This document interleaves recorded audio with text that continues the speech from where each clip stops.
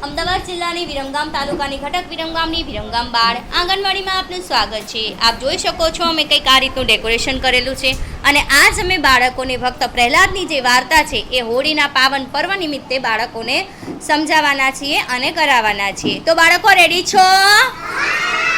તો આજે આપણે ભક્ત પ્રહલાદ જે છે ને એમની એક વાર્તા જોવાની છે ને સાંભળવાની છે। રેડી ને બધા? જો એક છે ને હિરણ્યકશ્યપ નામના રાજા હોય છે અને એમના જે દીકરા હોય છે ને એનું નામ હોય છે પ્રહલાદજી। પણ આ જે પ્રહલાદજી હોય છે ને એને ભગવાન શ્રીહરિ ભગવાન વિષ્ણુ એમની ભક્તિ બહુ ગમતી હોય છે, એટલે આખો દિવસ ફર્યા કરે, શ્રીહરિ શ્રીહરિ કર્યા કરે। તો ભક્ત પ્રહલાદ આખો દિવસ આવું બોલ્યા કરે, શ્રીહરિ શ્રીહરિ, જય વિષ્ણુ શ્રીહરિ શ્રીહરિ કર્યા કરતા। પરંતુ આ જે વાત છે ને એ એમના જે પિતાજી છે હિરણ્યકશ્યપ એમને આ વાત બિલકુલ ગમતી નહીં, એટલે એમને શું કર્યું કે એમની બહેન જે હતી ને હોળિકા, એ હોળિકાને કીધું કે હોળિકા તું કંઈક તો કર। એટલે એની બહેને કીધું કે ભાઈ મારી પાસે એક સરસ મજાની અમર ચૂંદડી છે, જે પહેરીને કોઈ આગમાં કૂદે તો એ સળગે નહીં, એટલે આપણે એક કામ કરીએ, પ્રહલાદને બાળીને સળગાવી દઈએ। તો એના ભાઈને આ વાત ગમી ગઈ, એટલે હોળિકા ઊભી થાય છે અને પ્રહલાદજીને લેવા માટે જાય છે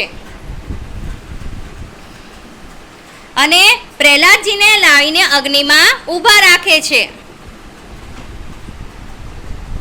પરંતુ ભગવાનનું કરવું અને પ્રહલાદજીના બે હાથ જોડી અને ભગવાનને કહેવું કે શ્રીહરિ શ્રીહરિ, શ્રી વિષ્ણુ અને જોરદાર પવન ફૂંકાય છે અને જે હોળિકાની ચૂંદડી છે ઉડીને પ્રહલાદજીના શરીર ઉપર આવી જાય છે અને પ્રહલાદજી બચી જાય છે અને હોળિકા એ અગ્નિમાં બળીને ખાક થઈ જાય છે।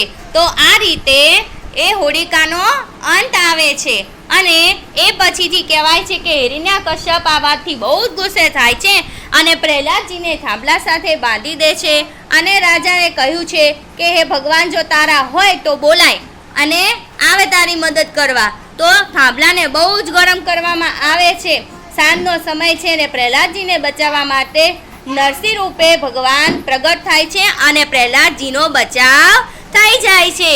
તો આવી રીતે સરસ મજાની આ એક વાર્તા છે જેની અંદર આપણે ફક્ત પ્રહલાદ અને હિરણ્યકશ્યપની વાર્તા જોઈ। તો બધાને ગમ્યું?